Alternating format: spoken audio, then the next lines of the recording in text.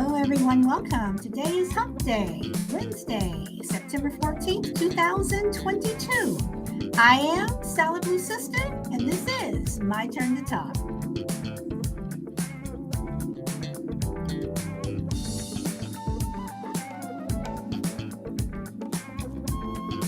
And I hope everyone is having a wonderful day.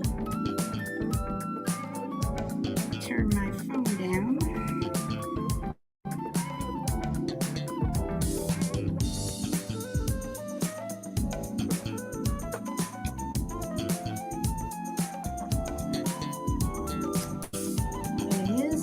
Day here in sunny Southern California. Welcome. And anyone listening over on YouTube, Podbean, and Facebook, welcome. I hope you enjoy the show or the podcast.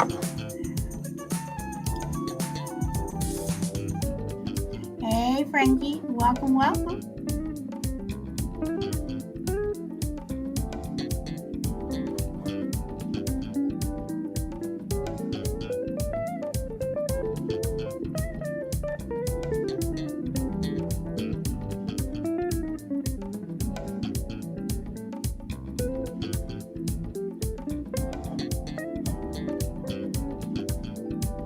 Hey Dee, welcome.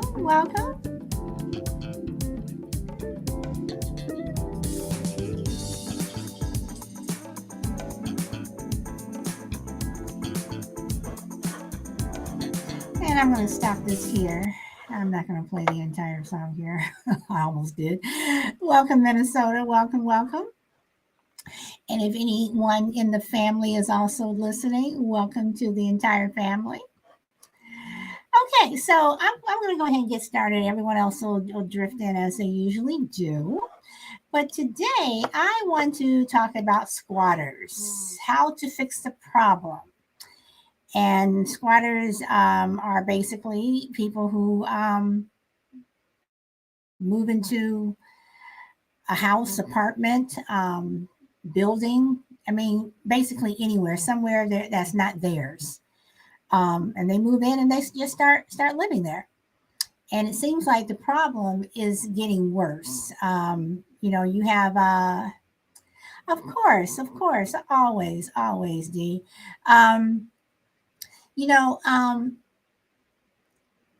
With everything that's going on, and with inflation, with rents just ridiculously high. I mean, just ridiculously high. And I personally think that landlords are taking advantage of the fact that a lot of them were not getting paid during 2020 going to 2021, and they're trying to make up for what they lost.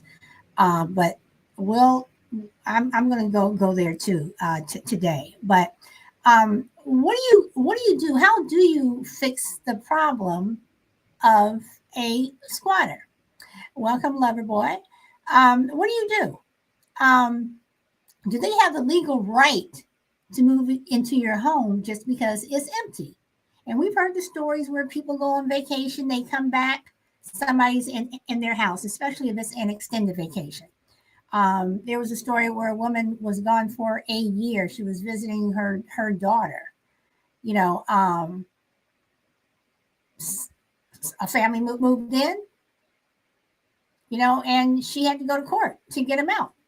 And, why is it at that point? Because if you're still paying your mortgage, you're still having, your lawn cut, you're still doing whatever you are supposed to do, even if it's a business, and it may be for rent or for lease, but someone just moves in, but you're the owner, you're the landlord. Loverboy says, I need to figure out a way to get away with this. But people literally, and some people, not all, but I do believe that some squatters think that they just have this right, and others are like, when the person comes back or whatever, it's like, uh-oh, I got caught, and they leave. But the ones that don't, the ones that, you hear about the Airbnbs that, they rent for 30 days, but on that 31st day, they're not leaving. They're not paying any more rent or however you want to call it, fees or whatever you call it for Airbnbs. But they don't leave. And then you have the people who own the place. They can't rent it out to anybody else because someone's there. So what do you do? What do you do when it's this type of of situation? I mean, should it be that you call the police and they're automatically gone? I mean, to me, that's what should happen. But then you have these scandalous people who um, know that a place is empty and it's been empty for an extended period of time, and however they're able to do it, they get a key and they advertise this place is for rent, and someone comes and they pay their first, last, security, whatever it is, to move in, and they're either in the middle of moving in or they moved in and they've been there for a minute, and all of a sudden the owner's like, the real owner comes and says, well, what the hell are you doing in my house? And they're like, well, I'm renting it. I have this lease. Welcome, the only crazy lady. They say, I have this lease, but they really don't. They have a lease, but it's fake because the person who rented to them was not the owner. So what do you do then? Should the real owner feel sorry for them and allow them to stay? Welcome, Vinny. Should the real owner feel sorry for them and allow them to stay as long as they pay him rent? But what if that landlord or the owner has someone else lined up for that place that they rented the place to? Or what if they just, just give me my house? So what do you do? How do you fix the problem of squatters? How do you, are they people that you should feel sorry for? Are they people who should go to jail? Or should it just be, I'm the owner, you're in my place, leave? But then if the place is not in good shape because the squatters have messed it up, what do? I mean, if they can't afford to go get a place on their own, are they going to be able to afford to pay you to repair any damage? Probably not. And squatters squatters are not just in one particular part of the country. It's something that is a problem everywhere. Okay, Dee says, do you have any other option than to go to the legal system, lawyers and sheriff? This is what I'm saying, Dee, that if you come into someone's home and they come and you're in someone's home, and if you go home because you've been on vacation or whatever, my first thing would be to go to law enforcement or the sheriff if that's what you have. That would be my first thing. I'm calling law enforcement because you broke into my home. But why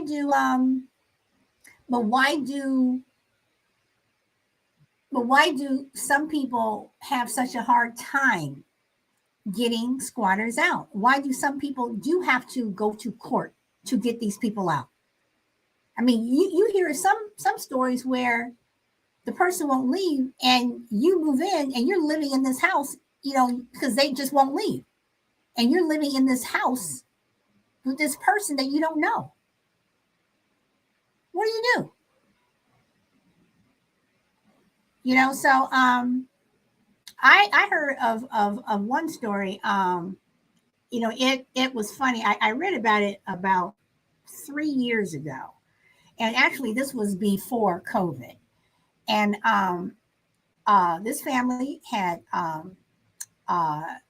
gone overseas, and they were, on one of those trips where, you're going everywhere, and they were gone basically the entire summer.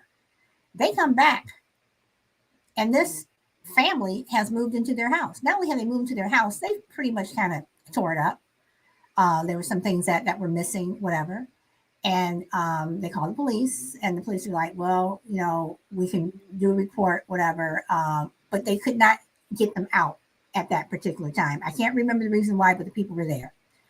So the family, they moved in, or they moved back in. They went home. They pretty much kicked the people out of their bedrooms, what have you. But the people wouldn't leave. They still did not leave. They set up, camp, in the living room, wherever. They were there, and they were not leaving. And I guess their whole strategy was, well, if we keep doing this, keep doing this, keep doing this, then the family will eventually leave. Well, no, I'm sorry. If this is my house and I'm paying mortgage, or even if I'm not paying mortgage, even if my house is paid off or somebody gave it to me free, it's my house. No, I'm not the one leaving. So what they did was they ended up going to I don't want to call them necessarily a biker gang or whatever, but they went and they pretty much hired some people who resemble, I mean, I guess it was a biker gang or something, and said that they were moving in. And you had 7 guys move into this house with the family and with these squatters. And they said, they were supposed to uh, rent, but now they can't because these people are here, and they want to move in, whatever.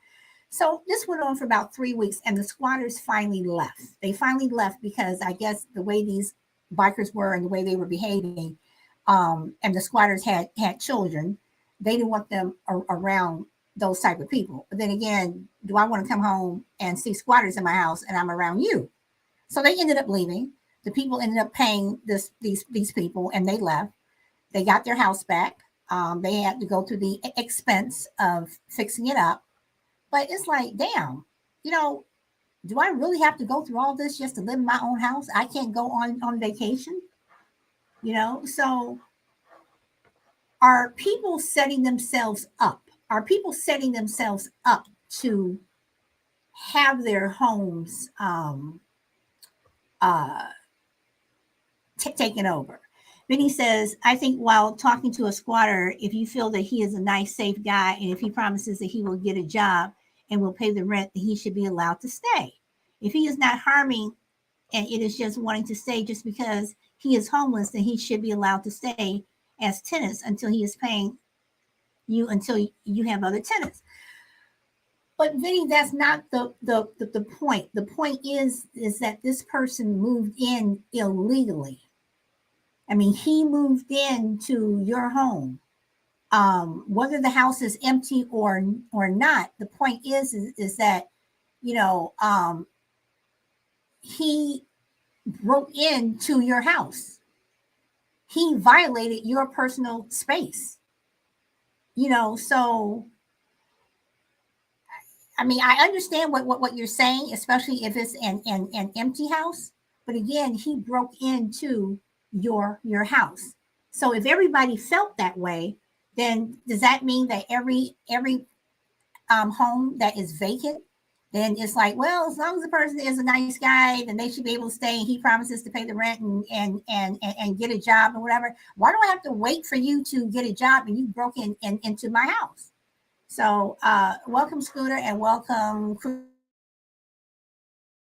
I'm going to have to push back on you there, Vinny. I have to disagree with that. Empty houses are fair game, Scooter. I have to disagree. If it's my house and I am paying rent, or I'm sorry, I'm paying mortgage, just because my house is empty doesn't mean that you can come and stay. That is not your house. Scooter says, I was being funny, but for people who do think, but people do think that they are fair game, and then to Vinny's point, it's like, okay, if you promise to pay the rent and whatever, okay, but as high as mortgages are now, and people are like struggling, no, no, so Scooter says, unfortunately, yes, there are people that feel that way. And then he says, you're right, sorry, my bad. And you know, but Vinny, I do think that there are people who feel the way you do. Um, but uh remember, Sally has rental property. She don't play that.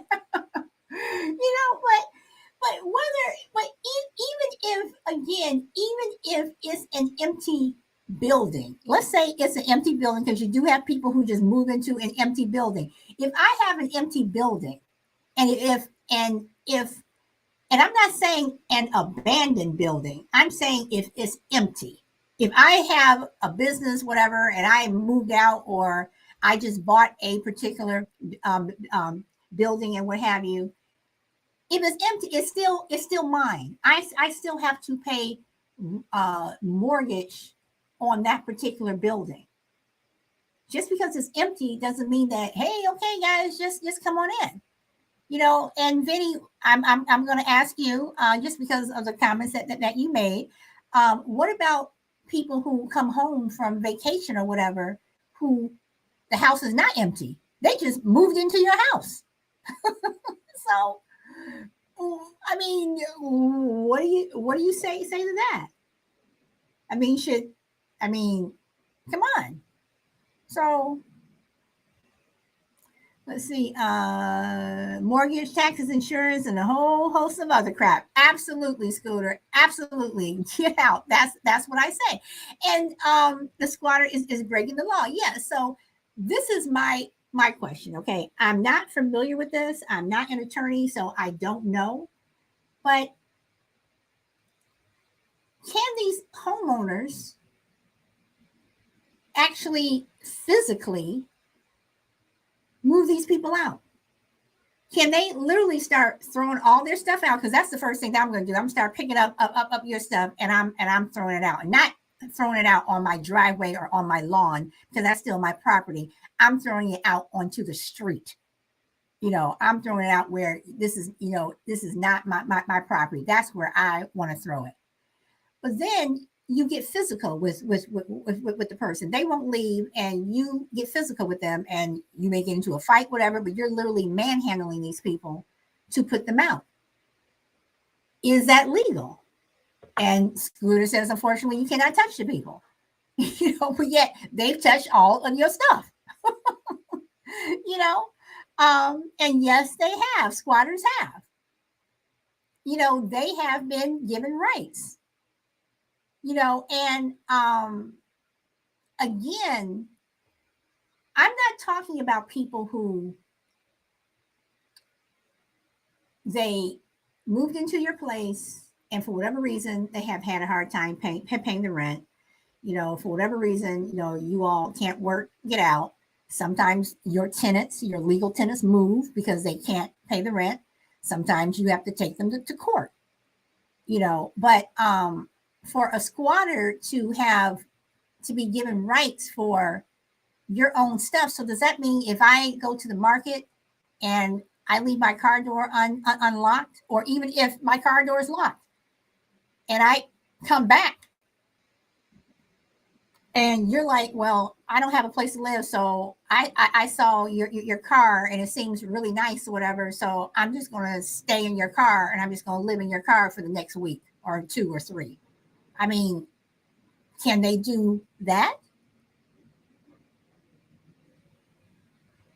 And Scooter, and through the eviction process, depending upon the state you're in, the eviction process could take forever. And I'm like, how are you evicting someone who never, how do you evict someone who never had a lease in the first place? That's the problem that I'm having. Exactly, forever. Oh, Scooter, I'm so looking forward to Saturday. Forever. So Crucible, do you have something you want to say?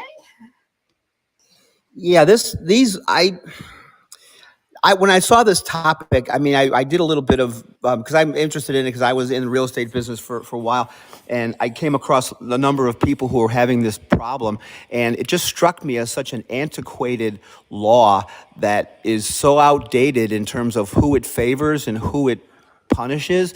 And I'm late here, but I don't know if you covered the origins of squatters' rights, how that even started. I did not. So did you look that up, and would you like to go over it?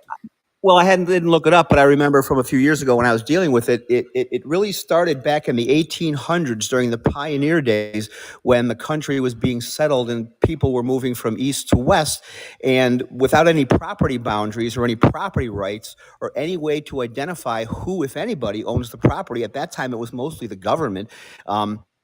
They just put up stakes. They started a farm. They started to plant crops. They got some animals, and they built lives. And it wasn't until decades later when they realized that the government was trying to sell this land that they had to get these people off. And that was 150 years ago. So that was at a time when you couldn't find out who's on title. You couldn't find out who owns the property. So it was understandable 150 years ago that this would be allowed. But fast forward to now, and even though I think the eviction process technically, and I'm using air quotes here, technically can take anywhere from 30 days to 5 months. What usually happens is the tenants have all kinds of appeal rights, as you may have found out as a landlord, and the laws favor them, and they can continue it and continue it and continue it, and it can go on for years. And I'm just struck by the fact that in 2022, we still allow people who have no legal claim or no legal right to our property. I don't care if you went to the grocery store and you came home and these people are sitting in there. They know what they're doing. They know what the laws are. This is predatory stuff. These are not some people who got into a property and they didn't have the money to pay for it and they decided, well, we'll just stay here. I believe most of these people know exactly what they're doing. So I don't know when we're going to get our heads out of our what and start, because there's an old phrase. It's called the tail is wagging the dog. That means something's backwards or something's upside down. And in this particular case, it seems to me the tail is definitely wagging the dog. Okay, all right. Now, Vinny says, you are right. If somebody enters my house after I come home or after I come back from a vacation, even I will be like, just leave my place. I'm sorry for texting that para. Okay, and then I just left this big thing. The phrase squatters' rights. Let me go back to, oh my, I can't read that. That's too small for my eyes. Okay, the phrase squatter rights pertains to a notion that someone who takes possession or who fails to leave a property owned by someone else can eventually claim that property as his own. The concept follows the arrival of homeless people moving into abandoned buildings and setting up shop. If the property owner shows up years later wishing to put his property to use, he may have a difficult road forcing these people, the squatters, to leave. In some states, such a situation may lead to adverse possession. To explore this concept, considering the following squatters' rights definition. Okay, and I am going to put this there.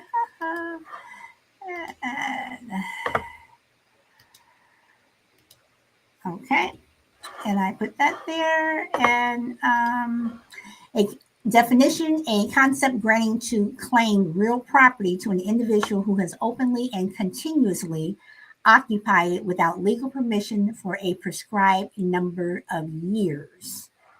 Um, and actually, squatters' rights dates back to the Roman Empire, where someone who maintained possession of an item or property without legal title. So, but they do say something here about back in the 80s. But um, you know, if I still come back to, the property is not abandoned. Okay, the property is not abandoned. So, when you say that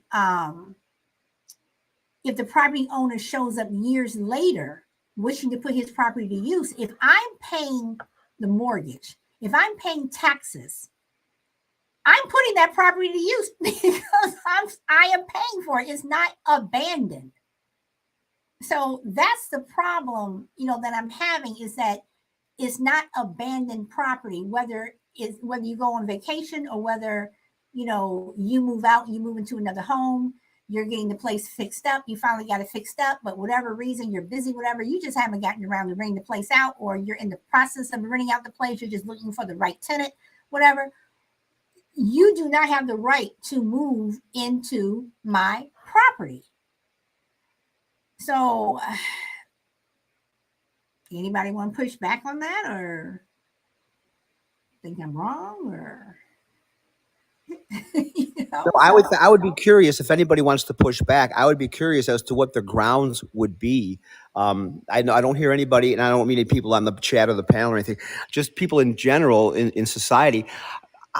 They bend over backwards to try to defend the rights of people who don't have them on the grounds that they're marginalized or they can't do any better or something. They never really address legality or rights or anything like that. And so I would be curious if anybody wants to push back on what grounds you would be pushing back on, because it seems very black and white to me. Either you own it or you don't. Or you have permission or you don't. Same, yeah, your permission. That's another. Yeah, you're somebody is condoning you living there. That's whatever the circumstances are. They've agreed to let you live there. You don't have to own it or be renting it, but they have to agree to let you live there. And if they don't, you're breaking the law. It's called trespassing. It is trespassing. And then the other thing that gets me, and again, I don't want to lump all squatters into the same category when it comes to how they treat the property when they're there. But if you're going to take over someone else's property, how dare you damage it? How dare you? And if you are going to take over someone's property that are still living there, they're just gone for whatever amount of time, and their personal property is still there. You're moving into my daughter's home, into my daughter's room, or my son's room, or my bedroom, whatever. You're going to my refrigerator. You're using my things. It's like, how dare you? And then when I come home, you're telling me that you're not leaving, but I cannot put my hands on you. So, Scooter, I come back to you only because you said that you can't put their hands on them, but anybody else, if you all want to chime in, what's the difference between a squatter, you coming home for someone who broke into your home and you can't put your hands on them? So does that mean that if I came home and I interrupted someone who was robbing my house, who had broken in specifically, like 10 minutes prior, and they were taking stuff out of my house, can I put my hands on them then? I mean, is that possible? Can I then put my hands on them to make someone who broke in, under the technical term of what a break-in is? Can I put my hands on them? Because legally, say if I'm asleep and someone breaks into my house, I have a right to shoot them. So wouldn't I have a right to shoot this person who broke into my house? Can you prove they were stealing? Okay, but can I prove that you broke into my house? Yeah, because you don't live there and I don't know you. And D says, squatter indicates that person has been there for a long time illegally. Permission has been implied because you, as the owner, didn't do anything previously to get them out. Okay, do you have fear for your safety? Yes. If you are breaking into my home, or you have broken into my home and I don't know you, yes, I am going to fear for my safety and for my life, because I don't know. I don't know you. I don't know if you're some crazy person. I don't know if you have a knife or a gun or whatever. I don't know if you're going to beat me up. And then to what D says, permission has been implied because you as the owner didn't do anything previously to get them out. Okay, so D, if I'm traveling and I don't know you have broken into my house, and I've been gone, say you have people who travel for a year at a time, 6 months at a time, and I don't know that you're in my house. How am I going to give you permission if the intent was not for me to give you permission. The intent is for me to go on vacation and to expect, I should have the expectation that when I come home, my house is the way I left it. Okay, Scooter says, then you have every right to protect yourself and your property rights. Property is intangible. Okay, so Scooter, I go back to then, how come when I come home from vacation and these people have been living in my house illegally, how come I cannot put my hands on them? Because I fear for my life. I can, and I would. Who the hell are these people in my home? You know, um, you know, yes, I can call the police and everything like that, but you know, I'm also fearing for anything that you have done in my home. Did you take anything? I'm concerned about other things. First call is to the authority, always a secondary. Okay. So Crucible, since you're up on the panel, I'm going to ask you, what do you say about what I'm saying and what Scooter's saying? I have to come down on your side on this one because I don't. I'm still perplexed as how we've allowed people who don't have any rights to exert control over the process.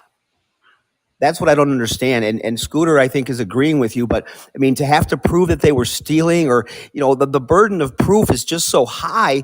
It's unnecessarily high. You're punishing people who have done all the right things, and rewarding people who have done none of the right things, and it gums up the court system. I mean, it creates all kinds of financial burdens for the people who own the property. And I've yet to find a person, an investor or a property owner, who's gone through an eviction situation that didn't have horrific damage on the inside of the property. So, like you said, how dare you? You're living in somebody else's property, even if you're paying rent. You're living in somebody else's property. You have an obligation when you sign that lease to take care of that property, and then to stop paying the rent and trash the place in the process just boggles my mind. So the ripple effects of this kind of policy, these kind of laws, are myriad, and it just is a domino effect, and it's just so unnecessary. So, let's see who popped in. Welcome, Power Girl. I can't remember if I welcome you or not, but welcome, and welcome, Shy Lady. So I go back to the question that if I go to the market, or if I go over someone's house and I spend the night, whatever, and my car is there, whatever.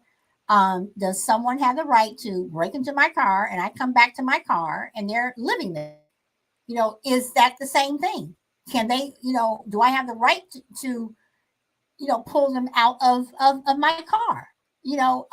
So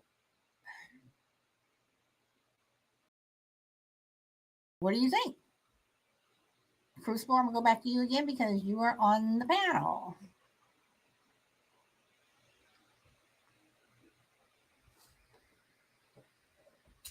I had to take a call real quick. Could you repeat that, please, Solid? I said, what if you, spent the night over someone's house, or you went to the market and you came back and someone had broken into your car? Do you have the right to get them out? I mean, and when I say broken into your car, I'm like, they're homeless and they decided they're just going to live in your car. Your car is not abandoned. I mean, even if your car, let's say, you went on vacation and you parked your car in front of my house, because you wanted me to look out for it, whatever. But somehow somebody has broken into the car. They're like, well, this car's been sitting here for a whole week, whatever. And they, break into your car and they decide you're going to live there.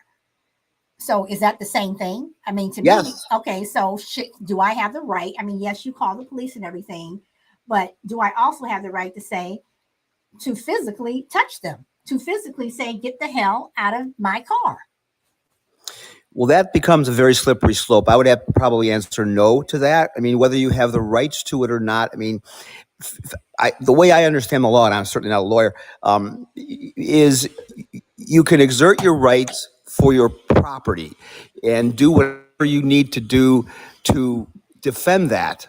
I don't believe it includes any kind of physical altercations. I don't believe it entitles you to put your hands on somebody. And what ends up happening in those kinds of situations, again, when you talk about the situation being flipped, let's just say the exact scenario that you described takes place, and you put your hands on this person who's moved into your car, and they end up suing you. And we've all read the stories, we've all seen the news. Your jaw drops open and you kind of go, wait a minute. The judge didn't actually rule in that person's favor. And they do it time and time again. So what you end up doing with the physical part of it, I think, is you shift the focus, and all of a sudden the defendant or the perpetrator, they suddenly are exerting their rights because, yeah, well, I was in this person's car, but they put their hands on me and I had to go to the hospital, blah, blah, blah, blah, blah. And now all of a sudden you got a lawsuit and the judge says, you shouldn't have done that. You had every right to kick them out of the car, but you didn't put your hands on them. You owe this guy $1 million. So that's a very difficult situation because you're opening a door and you're losing control over a process you don't have much control over to begin with. Okay. All right. Well, my whole thing is, okay, I'm laughing when Scooter says she's kicking you out now. Yes, I am. My thing is, how are you kicking somebody out and you can't touch them? My version of Fair point. My version of kicking you out is literally putting my hands on you, and somehow, some way, your behind is getting out. Well, the other thing I'm curious about, and this is more of a rhetorical question than anything I expect anybody to answer, but I understand people have difficult situations these days, and living on the street can't be good, especially in cold weather cities. But if I'm a person who wants to live peaceably, in some kind of harmony where I've got some peace and quiet and some stability in my life, which is really what anybody wants in a living arrangement. That should be the baseline. When you're in somebody's property or in somebody's car, I mean, the chaos and the intrusion and the disruption and all of the crap you have to deal with because you're squatting or you're somewhere illegally, what kind of quality life that can lead to is just beyond me. So I understand necessity dictates what a lot of people do, whether it's legal or not, but to willingly enter into a living arrangement that has to be uber stressful in terms of your quality of life. There's no other alternatives that you can explore, and maybe in some people's cases there aren't, but I think a lot of people's cases, they just don't want to. I like this house, I like where it is, I'm gonna take my chances. All right, so I'm gonna go back to a little bit of what we were talking about yesterday was with social media. Do you think that people set themselves up, meaning that if they put or advertise on social media that they're going to be gone, or they're whatever, they're moving, we just moved out of our house, we moved into another house, our other house is empty right now, or just do you think people set themselves up as a target if they let it be known that the house is going to be empty, whether it's literally an empty house because they have moved, or is empty just because they're not there because they're on vacation or whatever? Do you think people set themselves up, or do you think that you have people who literally watch and see if a house is empty? Because one thing I have noticed where I live, when people put their homes up for sale, you don't see a for sale sign anymore. You don't see a for sale sign anymore. It's like the realtor may call you or whatever, say, hey, I know you've been looking for a house, whatever. But there's no for sale sign. Very rarely do I see for sale signs anymore, or do I see for rent signs. But the homeowner manages to get those homes rented or sold. So do you think people are setting themselves up, or do you think people are just casing the property? Probably a little of both. I mean, one of the oldest ways that people have used to determine if somebody's not living in the property or they're on vacation or something are the old traditional ways that, the grass is not cut, the newspapers are piling up, looks like the mail may be up on the porch or something. So there are some obvious ways, but I do believe they case these things. Like I said earlier, I don't believe a lot of these situations are accidental. I think the great majority of them are intentional. I think they enter into these arrangements or these situations knowing the law's on their side, knowing the appeal process can stretch into a year. They're going to live free for an entire year. And for a lot of people, that's one of the best things that's ever happened to them. So they go into these things knowing what they can and can't do. It's kind of like these days, and I'm not going to veer off into a criminal justice conversation, but it's kind of the way the laws are written these days when and this is just the way it is. And I'm not talking about white, black, or Hispanic, anybody below a certain age. You're 18 years old. You can't. They have to let you out. They have to do, and so these juveniles, they commit these crimes already knowing that the system is stacked in their favor.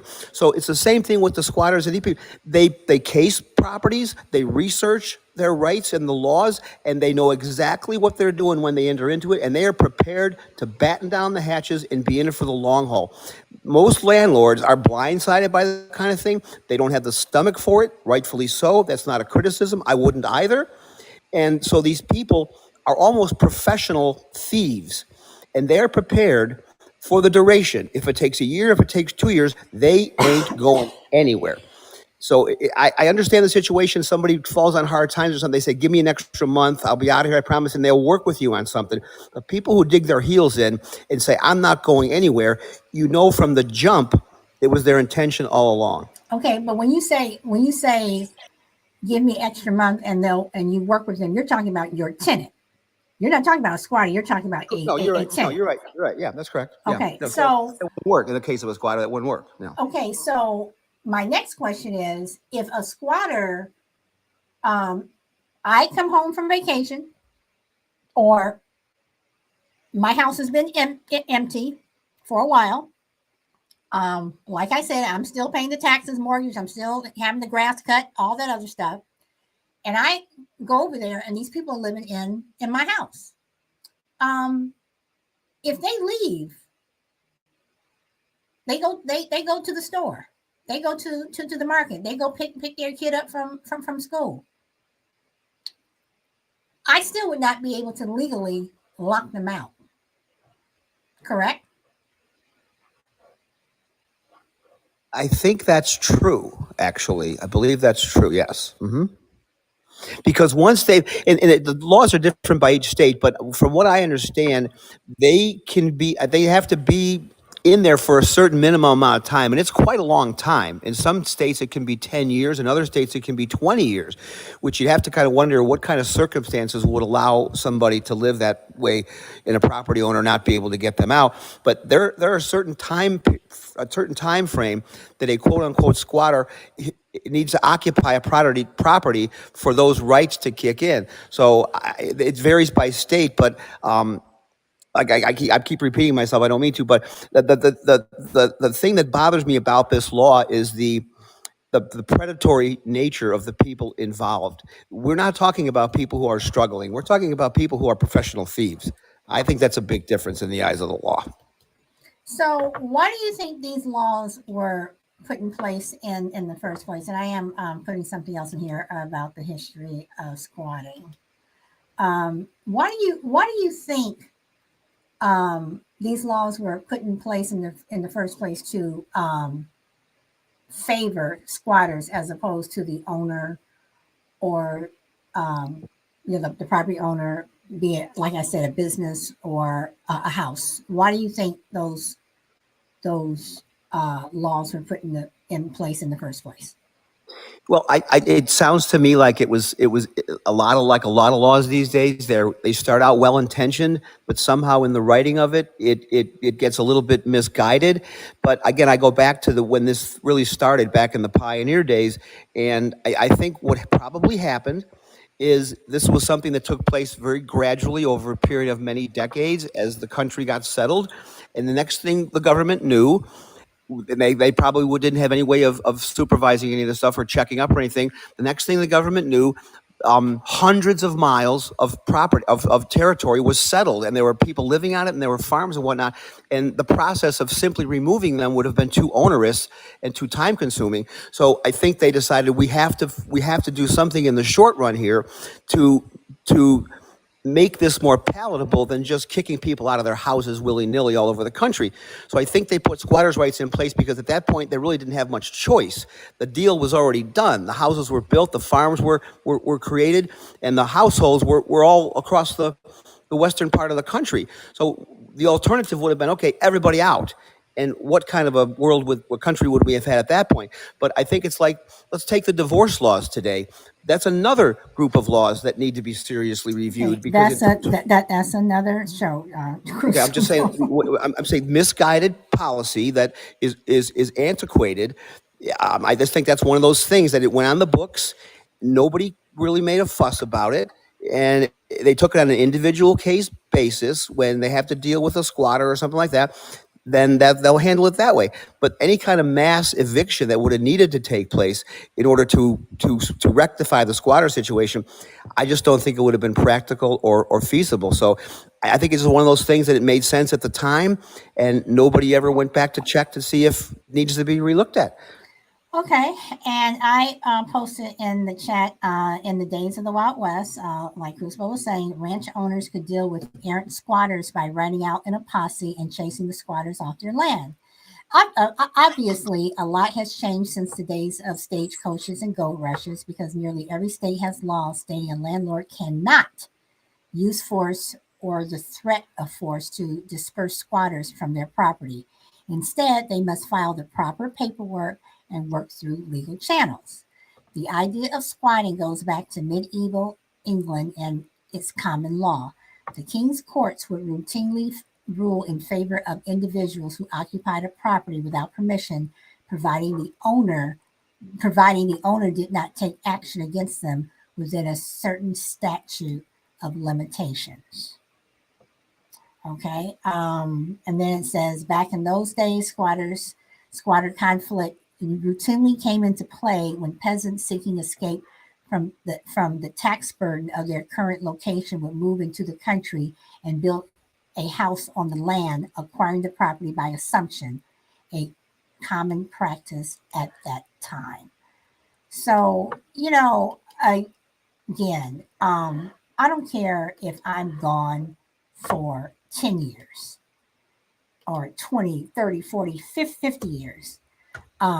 If I'm dead and buried and I willed my land or my home or whatever to my son and he doesn't take possession of it for another 20 years, if I or if my family or state, however you want to put it, if they're still paying taxes on it, whether I'm living there or not, it's mine. How dare you even think about moving in?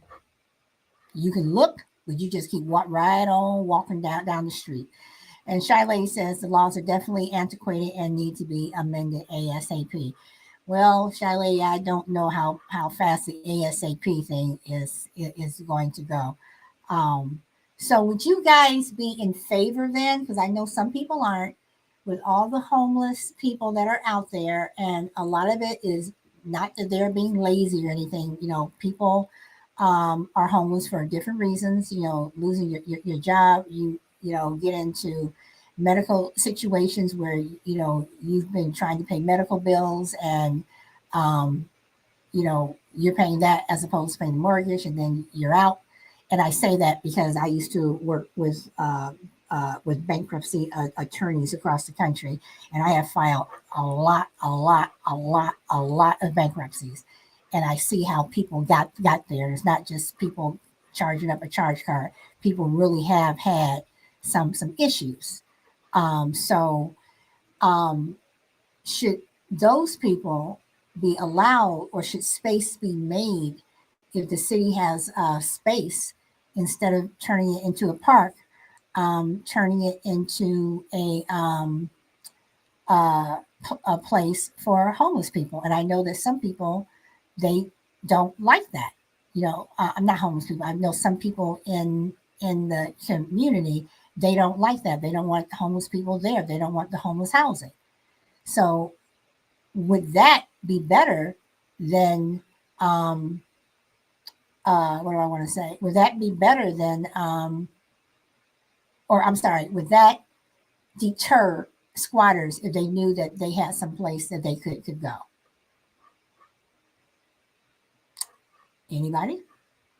Yeah, I think it would. I understand what you're saying, and I see the news clips on TV, and places like, um, San Francisco is always on the news, and I know there are other places that are just as bad. But speaking selfishly, would I want a homeless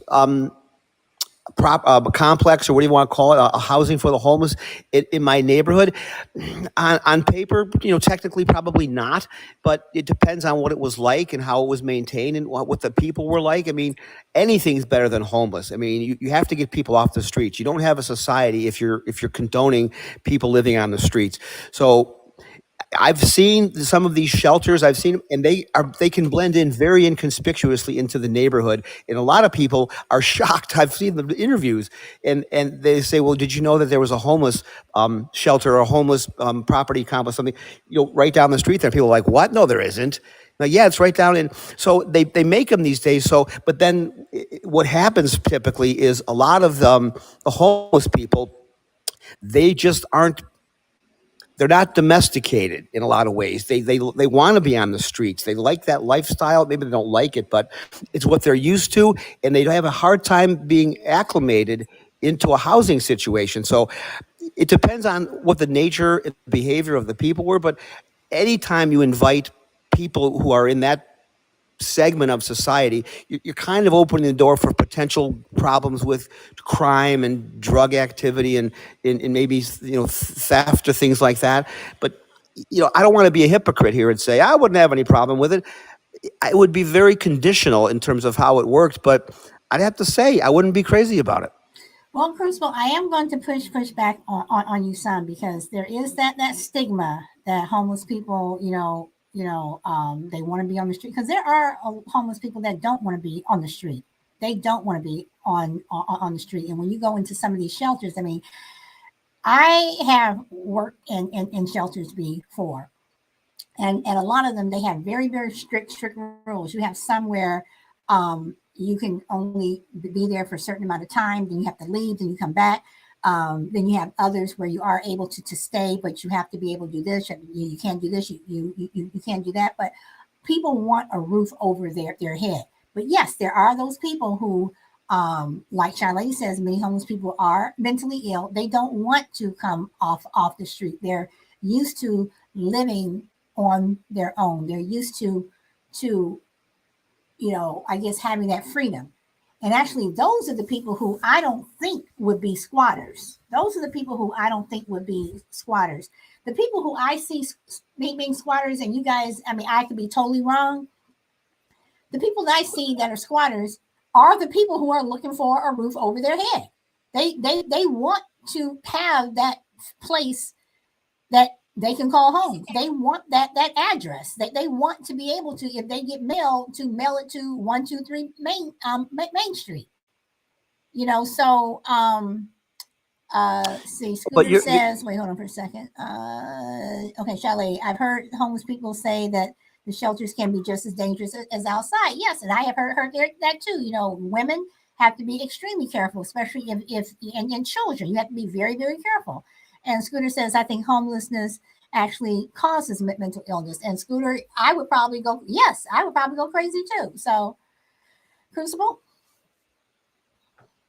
No, you were right when you were talking about, and Shy Lady made a good point too. I've seen the interviews on TV of the homeless people, and the shelters can be more dangerous. But a lot of what happens with the shelters, and they're dangerous because not only can you get physically harmed, but your belongings were stolen, and all you don't have a roof over your head. All you have is what's in your shopping cart or what's in your duffel bag, and somebody takes that. I mean, good Lord. But a lot of it is they can't adapt to the structure. Like you said, you've got to be in by a certain time. You've got to be out by a certain time. You've got to, have a certain, maybe hygiene or whatever the case may be. They put some pretty strict rules in place for a reason. You got to keep order. And for whatever reason, a lot of these homeless people, mental illness, just being used to being on their own, not liking the confinement of a structure or something, they just can't adapt. But that's a different category. I think we should err on the side of looking at the people who do want to be in those shelters and putting them in neighborhoods. I mean, what good does it do to put a homeless shelter in a really, really, really lousy area. I'm not saying you put one on, Michigan Avenue, downtown Chicago, but you have to give the whole point of a roof over somebody heads partially is a quality of life better than what they have now. And if you're going to put these properties or these places where they can stay in really rundown places where they're going to be with the same element and the same risks and temptations, I don't know that we've solved much. Okay, but at the same time, you look at Michigan Avenue. It's like do people on the Magnificent Mile really want a homeless shelter there as opposed to someplace else that it is a disadvantaged area? And more than likely, if you're going to build these homes or these camps or whatever you want to call them, usually it's from places where the city has set aside a place that the property value, property value to me anywhere you are is if I had if I could buy land in a disadvantaged neighborhood, I would buy it because land is property and land, whatever. But you're not going to see them putting a homeless encampment in Central Park. You're not going to see them, putting these places in well to do areas. You're just not. They're going to put them in places where the city can afford to build to build them. But my last question before we end the show is, how do you guys feel about you, the taxpayer, if these encampments or homes or whatever were to go up? And I'm not talking on a temporary basis. If they were to go up, these people have to apply, and they can stay there, say, for 10 years or whatever. But how do you feel as a taxpayer paying for this if it if it effectively handled the squatter situation? Well, as a taxpayer, I don't like to pay taxes on a lot of things I have to pay for, and it seems like a very never-ending kind of a thing. There's a Mm-hmm. tax for this, there's a tax for that. However, in the spirit of altruism and just trying generally to improve the world around us, compared to a lot of taxes, I don't have any children, but 50% of my property taxes go to the public school system. That seems very unfair to me. So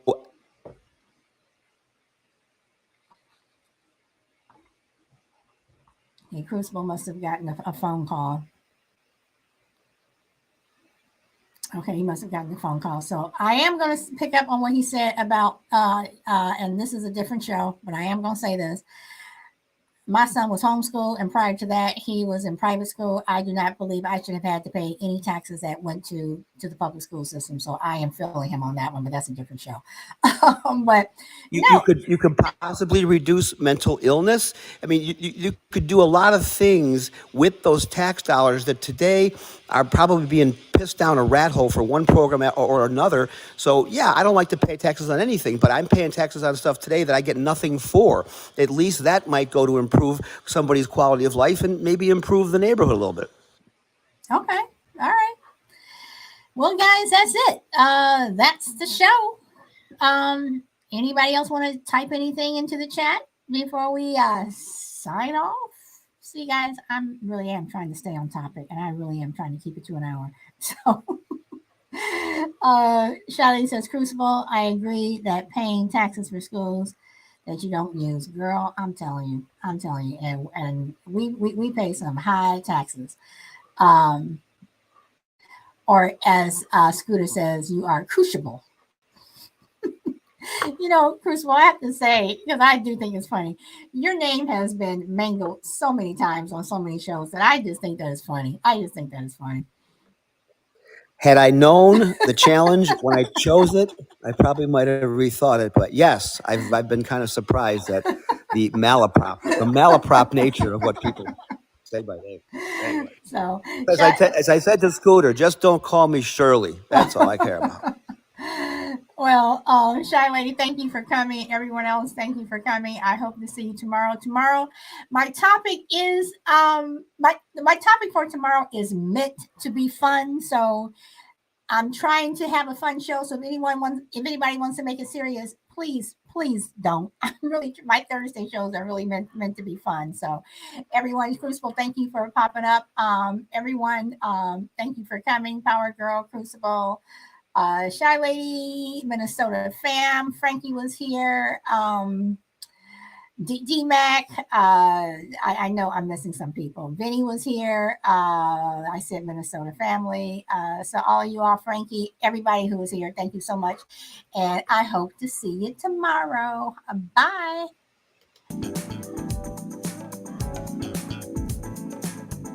And you all just know, stay out of my house, because it's mine. Lover Boy was here. Stay out of my house. My house is mine.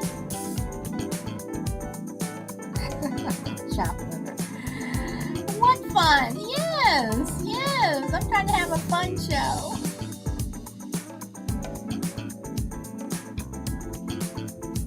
And I'm trying to stay on topic, y'all. I really am. So.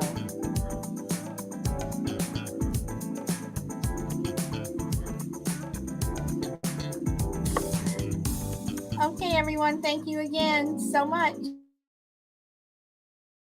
Thank you. Thank you.